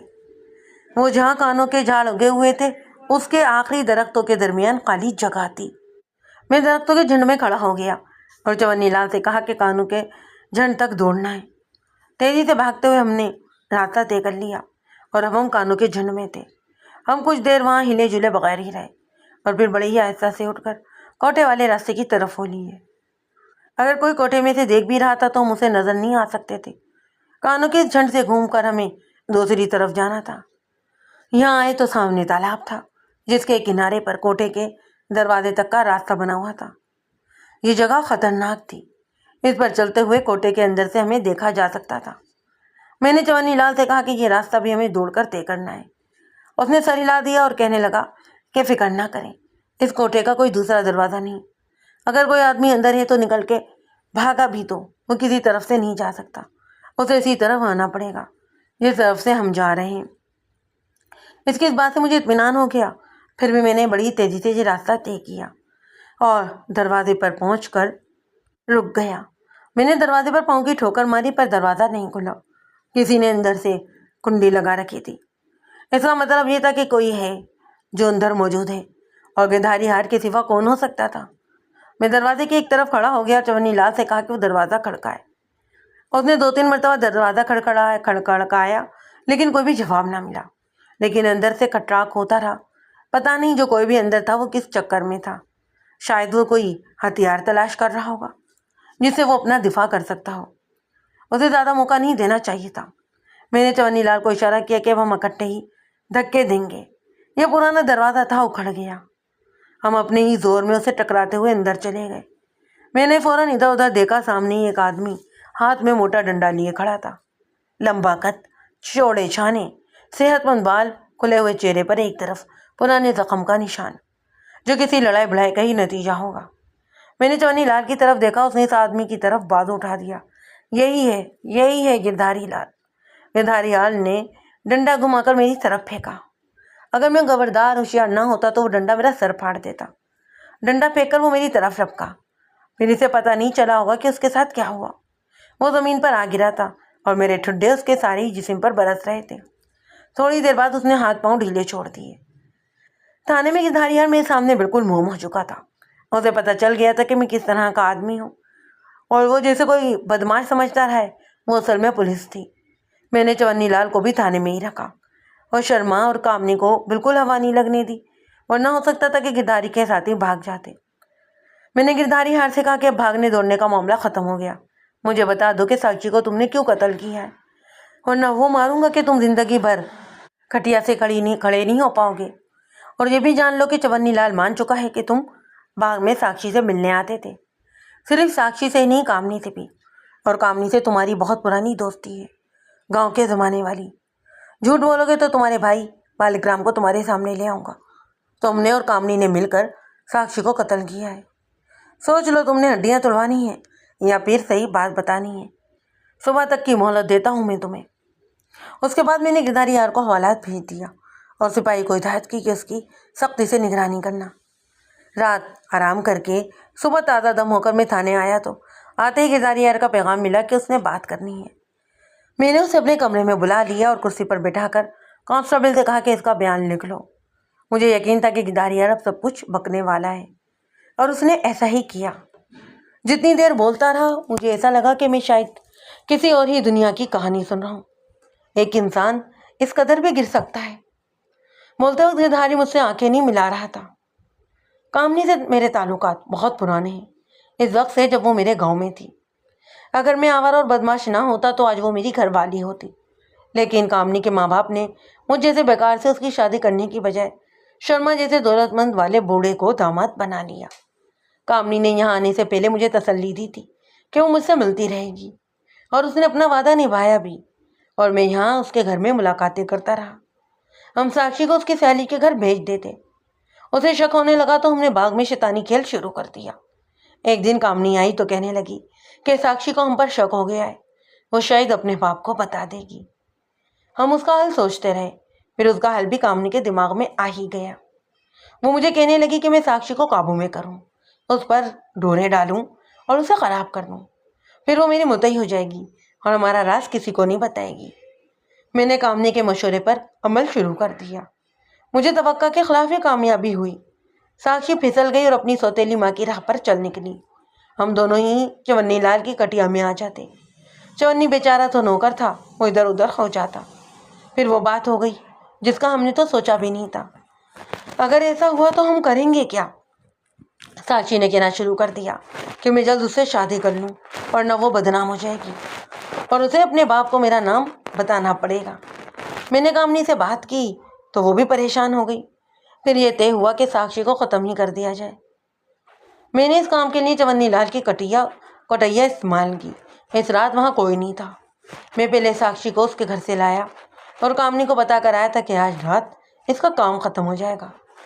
تم شرما کو خیال نہ ہونے دینا کہ ساکشی گھر سے غائب ہے، کہہ دینا کہ کسی سہیلی کے گھر ہوگی۔ اس رات چونی لال نے باغ میں پانی لگانا تھا اور کافی رات تک اس کا کام تھا۔ ساکشی اس جھونپڑے میں آ کر مجھ سے پھر تقاضا کرنے لگی کہ میں اس کا خیال کروں، وہ کیا کرے گی؟ اور اسی رات میں نے اسے قتل کر دیا۔ قتل کر کے میں وہاں سے سیدھا اڈے کی طرف چلا گیا جہاں وہ خانقاہ ہے اور جہاں شاید آپ نے چھاپا مارا تھا، ورنہ ہمارا خیال تھا کہ یہ کسی ہمارے ہی بندے کا کام ہے۔ لیکن جب چونی لال وہاں سے غائب ہوا تو ہمیں شک ہو گیا کہ معاملہ خراب ہے۔ میں یہاں آ گیا، مجھے یقین تھا کہ مجھے تلاش کرنے والے یہاں آنے کی بجائے کسی اور جگہ جائیں گے۔ میرے یہاں آنے کا صرف اور صرف بالک رام کو ہی پتا تھا۔ میں نے اپنے اڈے کا ایک آدمی کے ذریعے سے پیغام پہنچا دیا تھا۔ گردھاری کے بیان سے پتہ چلا کہ کامنی کو اس قتل کی کیوں پرواہ نہ تھی اور وہ اس معاملے سے جان خلاصی کروانا کیوں چاہتی تھی۔ اسی لیے اس نے چونی لال پر شک ظاہر کر کے مجھے اس کے پیچھے لگانا چاہتا۔ وہ بڑی ہی خطرناک ناگن عورت تھی جس نے اپنے سفلی جذبات کے لیے سوتیلی بیٹی تک قتل کر دی تھی۔ گردھاری کے اس اقبالی بیان کے بعد مجھے ملزم ساتھی کے طور پر کامنی کو بھی گرفتار کرنا تھا۔ میں نے گردھاری کو حوالات میں واپس بھیج کر اس پر پہرا لگا دیا اور خود ایک سپاہی کو لے کر کامنی کو گرفتار کرنے چل پڑا۔ شرما گھر پر ہی تھا۔ میں نے اسے ساری بات بتا دی اور کہا کہ میں کامنی کو لینے آیا ہوں۔ شرما کی تو بہت بری حالت ہو گئی۔ اسے یقین ہی نہیں آتا تھا کہ میں جو کچھ کہہ رہا ہوں وہ سچ ہے۔ بہرحال میں نے اسے پوچھ کر تو کچھ نہیں کرنا تھا۔ وہ رونے لگ گیا اور اسی طرح روتے روتے کامنی کو لے آیا۔ وہ دونوں اکٹھے ہی میرے ساتھ تھانے آ گئے۔ کامنی بڑی ہوشیار نکلی۔ وہ ہر بات سے انکار کرتی جاتی اور خاوند کو بار بار کہتی کہ اس پر الزام لگایا جا رہا ہے۔ میں نے اسے کہا کہ میں گردھاری کو تمہارے سامنے لاتا ہوں، شاید اس طرح تمہیں کچھ یاد آ جائے۔ گردھاری کا نام سن کر اس کا رنگ ہی پیلا پڑ گیا اور اس نے خاموشی اختیار کر لی۔ اس کا مطلب یہ تھا کہ اس نے سب کچھ مان لیا ہے۔ شرما روتا پیٹتا ہوا اپنے گھر چلا گیا۔ میں نے کامنی کو بھی بند کر دیا۔ چالان تیار کرنے میں مجھے کافی دن لگ گئے۔ آلہ قتل بھی برآمد ہو چکا تھا۔ صرف ایک کمزوری تھی کہ کوئی عینی شاہد نہیں تھا۔ صرف چونی لال گواہ تھا۔ گردھاری اور ساکشی اس کی جھوپڑی میں ملتے ہیں، لیکن اس سے ثابت یہ نہیں ہوتا تھا کہ قاتل بھی گردھاری لال ہے۔ اگر وہ عدالت میں مکر جاتا یا پھر چونی لال مکر جاتا، اور واقعی عدالت میں یہی کچھ ہوا۔ گردھاری اور چونی لال دونوں ہی اپنے بیانات سے پھر گئے اور گردھاری یار کو شک کا فائدہ دے کر بری کر دیا گیا تھا۔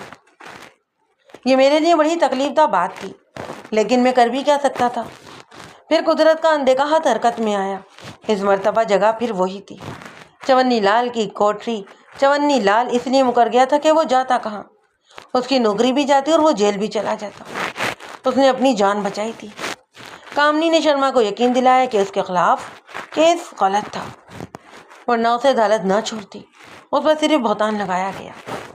شرما بھی اس کی باتوں میں آ گیا اور گردھاریان نے باغ والے کوٹے میں ہی رہنا شروع کر دیا۔ چونی لال نے اپنی جان چھڑائی تھی، لیکن وہ اندر سے بے چین تھا۔ شاید اسے ضمیر مار دے رہا تھا۔ وہ کبھی کبھی میرے پاس آ جاتا اور اپنے دل کا بوجھ ہلکا کرتا۔ اس نے بتایا کہ گردھاری اور کامنی کا شیطانی کھیل جاری ہے اور اب تو شرما کو بھی اس کا علم ہو چکا ہے، لیکن اب وہ کرے کیا؟ اس کا تو گھر بھی تباہ ہو چکا ہے۔ اس میں اتنی ہمت نہیں کہ وہ دونوں کو روک سکے۔ ایک دن چونی لال میرے پاس آیا، کہنے لگا کہ اس نے ساکشی کا بھوت دیکھا ہے۔ مجھے خیال ہے کہ چونکہ یہ ہندو ہے اور اسی لیے یہ اس طرح کی چیزوں پر زیادہ یقین کرتے ہیں۔ دوسرے اسے اندر سے ضمیر کی مار پڑ رہی ہے، اس لیے اسے عجیب و غریب چیزیں نظر آتی ہوں گی، لیکن وہ مجھے یقین دلاتا کہ وہ ٹھیک کہہ رہا ہے۔ میں کسی وقت فارغ ہوتا تو وہ آ جاتا تو میں بھی اس کی یہ قصہ کہانی سننے بیٹھ جاتا۔ ساکشی کے بھوت والی بات بڑی عجیب سی لگ رہی تھی، لیکن ایک مسلمان کے طور پر میں مانتا ہوں کہ اس مخلوق کا وجود ہے، کیونکہ قرآن پاک میں بھی ان کے وجود کا ذکر ہے۔ اب رہی بات یہ کہ یہ بھوت ہیں یا بدرو وغیرہ، اس طرح انتقام کے طور پر انسانوں کی جان لیتے ہیں، اس بات پر تو کوئی اب عالم ہی روشنی ڈال سکتا ہے۔ لیکن چونی لال بہت ہی خوفزدہ تھا، اور اس نے مجھے یقین دلایا کہ اس نے سفید کپڑوں میں ایک روح یا پھر بدرو کو اپنی جھونپڑی کے آس پاس گھومتے ہوئے دیکھا ہے، جس کا سر اور منہ خون کے رنگ سے سرخ ہو رہا تھا۔ ایک دو راتوں کا چونی لال کا کہنا تھا کہ کسی نے سوتے ہوئے اس کی چارپائی بھی الٹا دی تھی۔ اس نے وہ راتیں باہر درختوں کے نیچے گزار دیں، اب تو وہ دن رات کٹیا سے باہر چارپائی بچھاتا تھا۔ کچھ دنوں کے بعد چونی لال آیا تو اور بھی زیادہ خوفزدہ تھا۔ کہنے لگا کہ وہ کوٹری کے اندر سے کوئی چیز لینے گیا تو اس کے سامنے مٹی اٹھانے والی ٹوکری ہوا میں اڑنے لگی اور دیوار کے ساتھ ٹکرا کر نیچے گر گئی۔ میں نے اسے کہا کہ وہ فکر نہ کرے، وہ بدرو سے کچھ نہیں کہے گی، کیونکہ تم نے تو ساکشی کو نہیں مارا تھا، مارنے والے تو کامنی اور گدھاری ہیں، تم ان پر نظر رکھو کہ بدرو انہیں تنگ کرتی ہے یا نہیں۔ اسے میری بات کا حوصلہ ہوا اور وہ چلا گیا۔ 2 دن بعد آیا تو کافی مطمئن تھا، کہنے لگا کہ ابھی سے بدرو نظر نہیں آ رہی۔ اس نے ہنستے ہوئے کہا کہ اب گدھاری اس کوٹے میں نہیں سوتا، بلکہ وہ بھی باہر درختوں کے نیچے آ گیا ہے، اور مجھے وہ کہتا ہے کہ وہ جلدی یہاں سے چلا جائے گا۔ میرے پوچھنے پر گدھاریا نے بتایا کہ کوئی چیز اسے تنگ کرنے لگی ہے۔ ایک دن پانی پینے والی گڑوی اڑتی ہوئی آئی اور اس کی کمر پر بڑی زور سے لگی، جس سے وہ زمین پر گر گیا۔ میں نے چونی لال سے کہا کہ فکر نہ کرو، اور وہ بدرو خود ہی گدھاریال سے نپٹ لے گی۔ میرے پوچھنے پر چونی لال نے کہا کہ کامنی اب بہت کم آتی ہے، وہ اور گدھاریال نہ کوٹے میں جاتے ہیں اور نہ ہی میری جھونپڑی میں، بلکہ باہر درختوں کے اب نیچے بیٹھتے ہیں۔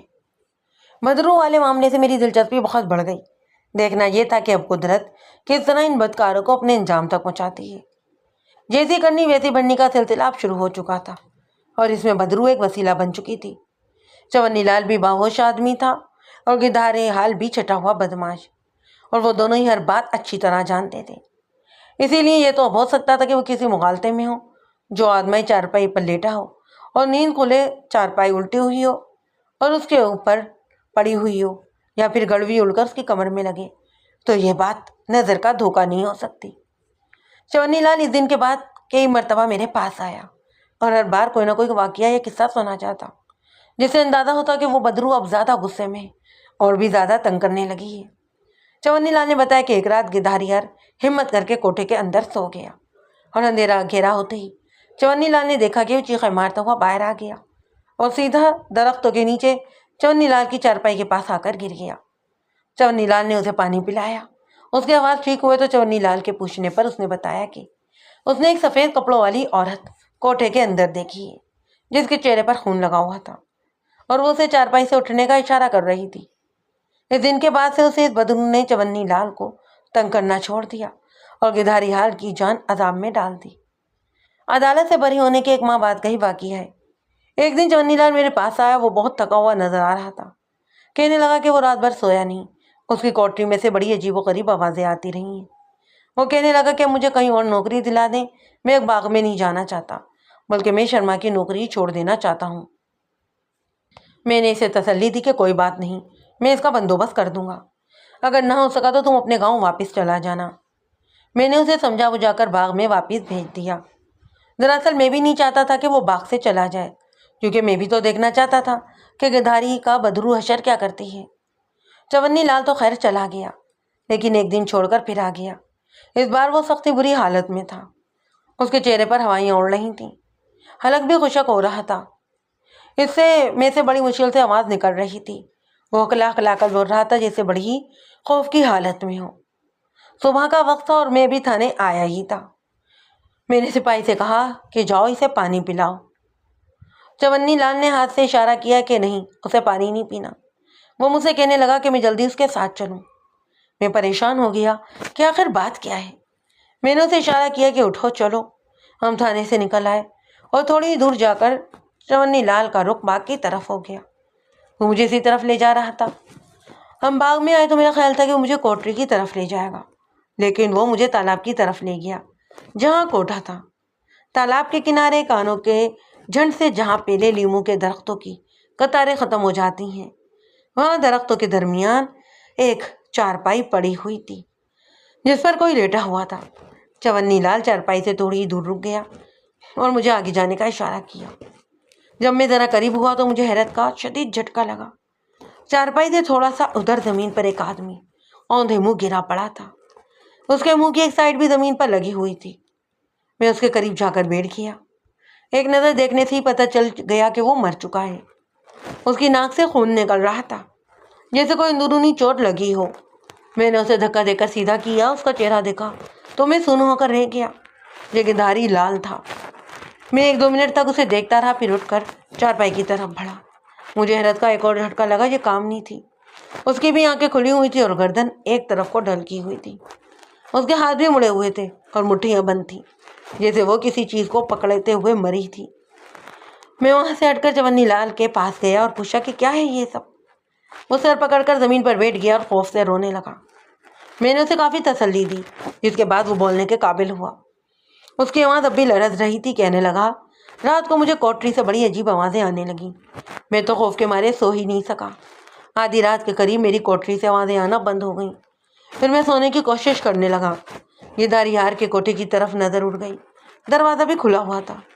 پتہ نہیں کیوں میں اٹھ کر ادھر ہی چلا گیا، لیکن تالاب تک جاتے ہی رک گیا کیونکہ جہاں درخت ختم ہوتے ہیں وہاں عجیب تماشا شروع ہو رہا تھا۔ میرے سامنے گدھاری تھا اور کوئی چارپائی پر بیٹھا ہوا تھا۔ میرے دیکھتے ہی دیکھتے گدھاری ادھر ادھر دوڑنے لگا جیسے کسی چیز سے بھاگ رہا ہو، لیکن جس چیز سے وہ بھاگ رہا تھا وہ مجھے نظر نہیں آ رہا تھا۔ پھر گدھاریہار رک گیا جیسے اسے کسی نے پکڑ لیا ہو۔ اس نے اپنا سر نیچے کر لیا جیسے وہ سر کو کسی سے بچا رہا ہو اور کوئی اس کے سر پر سوار ہو رہا ہو۔ ساتھ ساتھ اس کی شقیں بھی آنے لگیں۔ پھر اس نظر نہ آنے والے نے گدھاری کو زمین سے اٹھایا اور پھر نیچے دے مارا۔ گدھاریہار نے بڑی زوردار چیخ ماری، پھر خاموش ہو گیا۔ اس کی آخری چیخ سے پہلے اس نے چیخیں مارنی شروع کر دی تھی جو چارپائی پر بیٹھا ہوا تھا، لیکن یہ آواز عورتوں جیسی تھی۔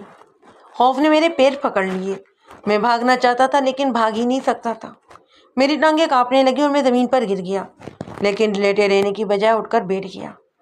لگتا تھا کہ میری آواز گم ہونے لگے۔ پھر میں نے دیکھا کہ وہ چیخیں مارنے والی عورت تھی جو ایک چارپائی سے اچھلی اور پھر اسی چارپائی پر گر گئی۔ پھر مجھے کچھ ہوش نہیں رہا۔ جب ہوش آیا تو میں وہاں سے بھاگ کر سیدھا آپ کے پاس آ گیا تھا۔ کامنی کی لاش میں نے شرما کے حوالے کی اور گردھاری کی لاش لے جانے کے لیے بالک رام کو بلوا لیا۔ اس کے بعد کاغذی کارروائی ہوئی جو آپ کے لیے قطعی دلچسپی نہیں رکھتی ہوگی۔ آپ سمجھ ہی گئے ہوں گے کہ وہ اندھے کی قوت کون تھی جس نے گدھاری اور کامنی کو اس طرح ختم کر دیا۔ چونی لال کا کہنا تھا کہ یہ ساکشی تھی، لیکن میرا خیال یہ ہے کہ ایک اور چیز بھی تھی، وہ تھی برائی کا انجام، جو کہ برا ہی ہوا تھا۔